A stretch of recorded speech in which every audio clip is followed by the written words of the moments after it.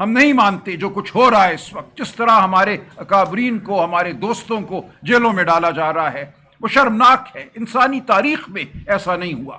کہیں سے حکم آ جاتا ہے کہ ان کو باہر نہیں نکلنے دینا، ان کو زبان نہیں کھولنے دینا، ان کو ڈال دو کسی بند کال کوٹری میں، اور وہ ہو جاتا ہے۔ تو خواہ عمران خان کو بالکل تنہا کرنے کی ایک سازش ہے۔ یہ ٹرائل جو ہو رہی ہے قطعاً غیر آئینی ٹرائل ہے۔ اس حوالے سے پہلے بھی ہم عدالت میں گئے تھے جب عدالتیں کچھ بات سنتی تھیں۔ سائفر ٹرائل کے دوران میں نے خود 2 دفعہ اس ٹرائل کو کالعدم قرار دلوایا، اس بنیاد پہ کہ میڈیا کے دوست کیوں کمرہ عدالت میں موجود نہیں ہیں۔ میڈیا کا موجود ہونا بھی ایک بنیادی حق ہے۔ یہ کس قسم کا مقدمہ ہے جو چل رہا ہے؟ یہ پوری قوم کے ساتھ ایک مذاق ہے۔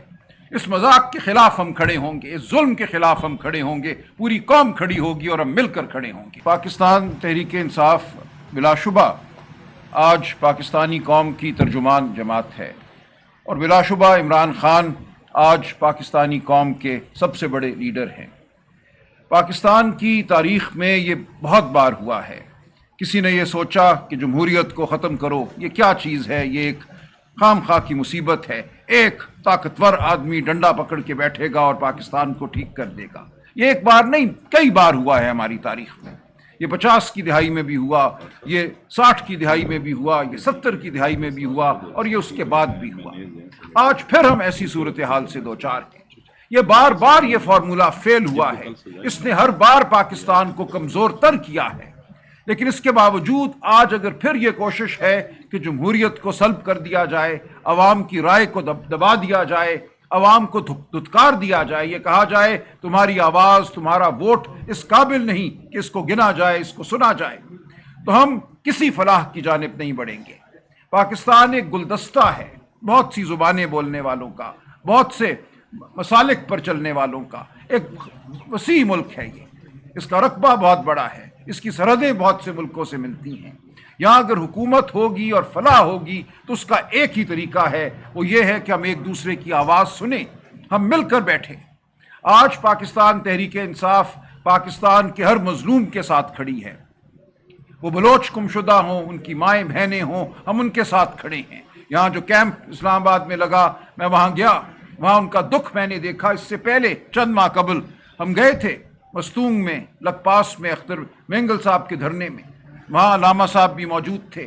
ہم نے ہزاروں خواتین کو وہاں دیکھا جو سڑک پر اپنے پیاروں کی تصویریں لیے بیٹھی تھیں۔ ان کی آنکھوں میں غم تھا لیکن غصہ بھی تھا۔ تو ہم نے اس غم کو اور اس غصے کو سمونا ہے اپنی تحریک میں، اور اس کو ہم نے ایک تعمیری سمت دینی ہے۔ یہی صورتحال آج جیسا مشر اچکزئی صاحب نے بتایا صوبہ خیبر پختونخوا میں ہے۔ لاکھوں لوگوں کو بے گھر کرنے کا منصوبہ ہے۔ سندھ کا ہاری پریشان ہے کہ کب اس سے اس کا پانی چھین لیا جائے گا۔ پنجاب میں غربت ہے، پنجاب میں بچے جسمانی طور پہ سکڑے ہوئے ہیں، ان کے دماغ سکڑے ہوئے ہیں اپنی عمر کے لحاظ سے۔ تو یہ ملک ٹھیک سمت نہیں جا رہا۔ ہم نے اس ملک کو ٹھیک سمت لے کے جانا ہے، اور جو کم فہمی آج اس ملک پر غالب ہے کہ ڈنڈے کے زور سے ہم ٹھیک کر لیں گے سب، اس کو ہم نے صحیح سمت دینی ہے، اس کو ہم نے شعور دینا ہے۔ ہم اس لیے آپ کے سامنے بیٹھے ہیں۔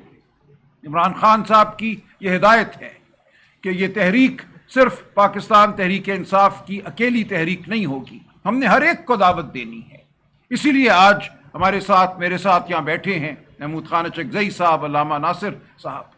یہ پاکستان کے مختلف، میں کہوں گا، جو آبادی کے حصے ہیں ان کی بھی رہنمائی کرتے ہیں، ان کی نمائندگی کرتے ہیں، اور پورے پاکستان کی نمائندگی کرتے ہیں۔ اسی طرح اختر مینگل صاحب سے ہماری بات ہوئی، ہم گئے بلوچستان، سندھ میں زین شاہ صاحب ہمارے ساتھ ہیں، اور دیگر دوست بھی آپ دیکھیں گے، دیگر جماعتیں ہمارا ساتھ دیں گی۔ ہم ہر مظلوم کو آج آواز دے رہے ہیں۔ اس تحریک کی قیادت خان صاحب نے، عمران خان صاحب نے محمود خان صاحب کے سپرد کی ہے، رہنمائی ہماری علامہ ناصر عباس کریں گے۔ ہم تمام لوگوں کو ساتھ لے کر چلیں گے، اور کوئی ہمارا مقصد توڑ پھوڑ نہیں ہے۔ یہ ایک آئینی تحریک ہے، یہ ایک نظریاتی تحریک ہے۔ اس کا مقصد پاکستان کی تشکیل نو ہے، پاکستان کی روح پر جو بار بار حملہ ہوا ہے ہماری تاریخ میں، ہم نے اس حملے سے جو نقصان ہوا ہے، جو زخم لگے ہیں، ان زخموں کو ہم نے بھرنا ہے۔ یہ ہمارا مقصد ہے۔ تو انشاءاللہ 5 اگست کو یہ قوم اظہار کرے گی اپنی بیزاری کا، لیکن وہ اظہار آئینی ہوگا، قانونی ہوگا۔ کوئی جواز نہ بنائے اس کو کسی ظلم کے ضابطے ہم پہ نافذ کرنے کا۔ ہم نہیں مانتے جو کچھ ہو رہا ہے اس وقت، جس طرح ہمارے اکابرین کو، ہمارے دوستوں کو جیلوں میں ڈالا جا رہا ہے، وہ شرمناک ہے۔ انسانی تاریخ میں ایسا نہیں ہوا۔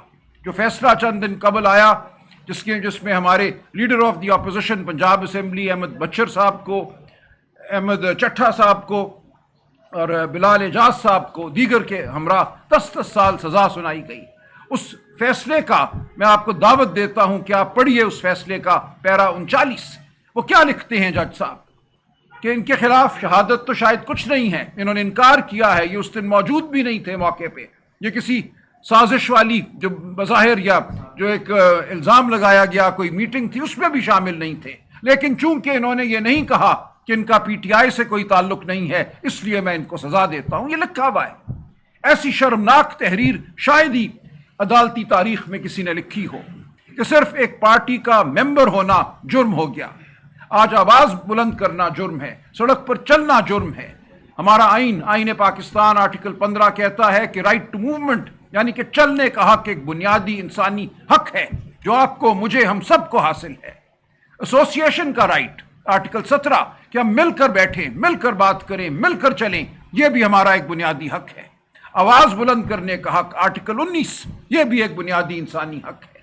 دنیا کی ہر قوم ان حقوق کو مانتی ہے، اقوام متحدہ مانتی ہے، ہمارا آئین مانتا ہے، ہمارا دین مانتا ہے۔ آج ان حقوق کی نفی ہے، کہیں سے حکم آ جاتا ہے کہ ان کو باہر نہیں نکلنے دینا، ان کو زبان نہیں کھولنے دینا، ان کو ڈال دو کسی بند کال کوٹری میں، اور وہ ہو جاتا ہے۔ آج عمران خان کو 2 سال سے زیادہ ہو گئے ہیں، ان کی ٹرائل جیل میں کی جاتی ہے۔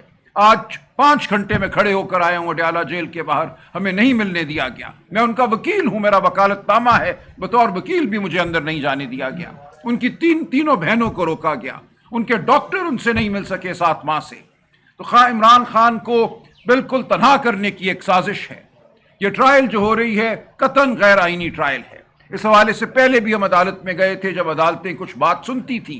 سائفر ٹرائل کے دوران میں نے خود 2 دفعہ اس ٹرائل کو کالعدم قرار دلوایا، اس بنیاد پہ کہ میڈیا کے دوست کیوں کمرہ عدالت پہ موجود نہیں ہیں۔ میڈیا کا موجود ہونا بھی ایک بنیادی حق ہے، فیئر ٹرائل کا، اوپن کورٹ روم کا۔